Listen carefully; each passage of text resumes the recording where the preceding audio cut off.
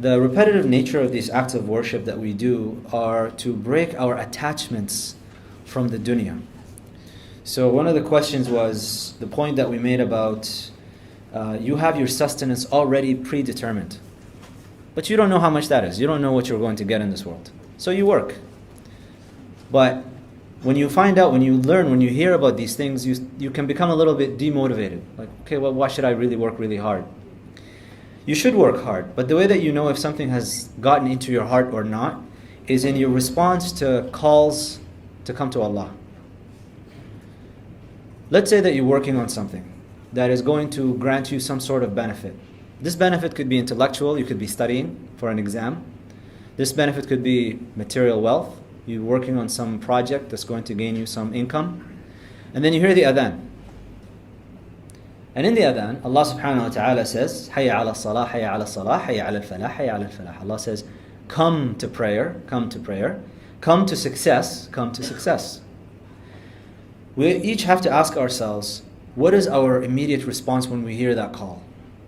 Is my response, number one, is my response to continue doing what I'm doing, engage in the conversations that I'm engaging in, continue working, continue studying while the adhan is going off?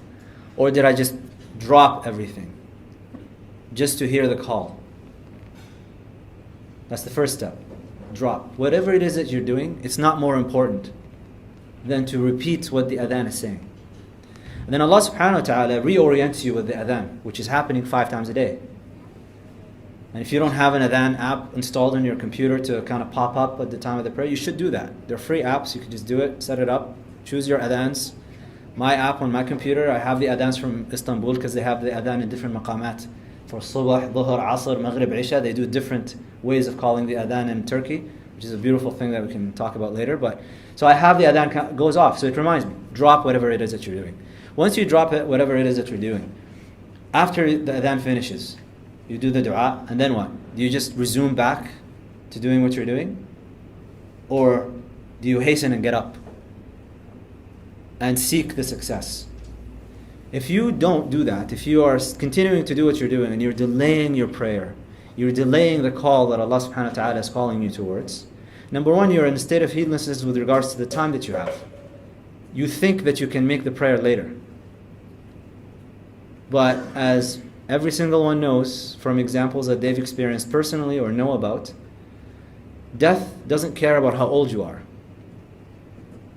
So when the adhan was called, did you continue doing what you're doing, or did you stop what you're doing to respond to the thing that will actually grant you success?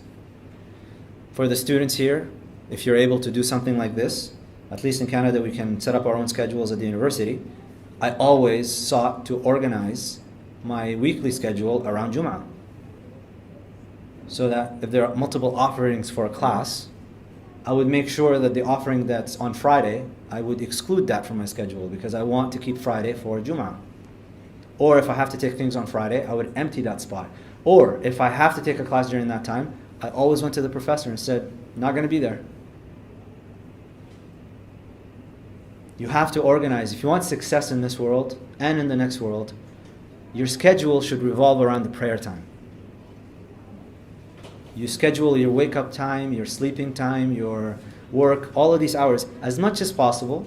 We don't live in a Muslim country, majority Muslim country, so we can't do that here. But as much as you have control over it, you should do that. And that's how you know that the things that you're chasing after, did they get into your heart or not? Allah subhanahu wa ta'ala is breaking the attachments that you get to the dunya 5 times a day. He's breaking your attachment to sleep.